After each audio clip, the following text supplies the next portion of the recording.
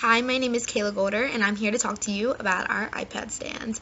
I worked with Maria, and we just wanted to start off with saying we definitely benefited from this project a lot. We, at least for me personally, did not really know what assistive technology was before this class, so this has really opened my eyes, especially because I didn't know what kind of tools or resources I would need in the classroom. This has just given me a way, way bigger sense of what I will obviously need. So I wanted to thank you. Um, so for our iPad stand, we went into depth and we thought this would be the best project because we feel as if the iPad stand really could benefit all types of students in the classroom. Um, the iPad stand isn't just necessarily for the iPad. We kind of started off with saying the iPad in a Dynavox stand, but we kind of saw that more and more ideas were placed for the iPad as of now. Hopefully in the future we can see more Dynavox stands. But I think the iPad stand is it gives a broad sense of having a device on a stand, which is good because future people will see, oh well, we can put an iPad on a stand, maybe we can put something else. But as of now, we saw more of the iPad stand. So going into that, our goal for this project was to assist all types of students and to make our tool or make our assistive technology accessible for all students.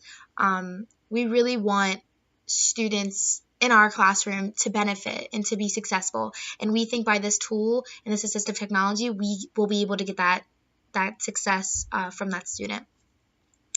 From our discussion post, we well, not me personally, but Maria had visited the Center for Disability Studies, that's actually located on campus. She went here to kind of look more into detail with assistive technologies and to see more of maybe get more ideas. When she went in there, she had the idea, of course, to look at the iPad stands. When she went in there, she looked at the iPad stands and kind of was confused and appalled because she didn't really get that sense of, wow, this is a helpful tool. It was more of like it's a tool, but it definitely wouldn't be accessible for all types of students.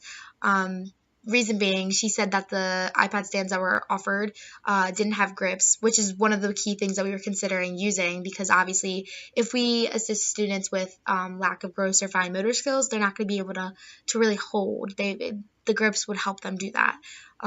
Especially also with students maybe with attention deficiencies, that grip will help them hold down and maybe focus a little more. Maybe not necessarily, but this is some of the ideas that we thought about. So we definitely got more of an idea that we were going to need this. And even though it was a negative thing that they didn't have grips, it kind of gave us a wow, maybe that's something that we can help with. She also said that they were a little, not necessarily old, but they weren't updated. They kind of looked like they needed work. And that's why we're here. We wanted to make something that's new, improved, and we want, like I said, our students to be successful. So overall, the best thing we can do for our students is to give them what we feel like is right. And I feel like this project has opened our eyes and has made it seem like this is right for our students. Hi, my name is Maria, and I was lucky enough to work with Kayla for the Assistive Tech project. And like she said, I was lucky enough to go to the Daddy on campus and check out the iPad stands. And like she said, I wasn't thrilled with what I saw based on what we were focusing on for our projects. None of the iPad stands really had grips, they couldn't be adjusted, a lot of them seemed bulky and big, and me and Kayla really were focusing on creating an iPad stand that could be portable and accessible to all students, especially because technology is used so much. I see it now in all my classes and in the schools, and we were really focusing on kids who have cerebral palsy and can't hold on to the iPad stand. So, what we found was we looked into the pop socket, which goes directly onto the back of an iPhone or Android device, which is obviously smaller than an iPad. So me and Kayla really thought, wow, this could be amazing for students who have disabilities. We could pop it onto the back of an iPad, it can stand on the table, it can be portable, it can go places, it can go from school to home, and can really benefit the child. And if necessary, grips can be put on the side of the iPad for them to hold on to. And it really just made sense to us because we want our students to be successful. We want everyone to have the same opportunity, and this really gives them the opportunity to use the iPad. And so it was great working with Kayla on solving these problems, and I'm really thankful that I got to learn new technology in this class. So thank you.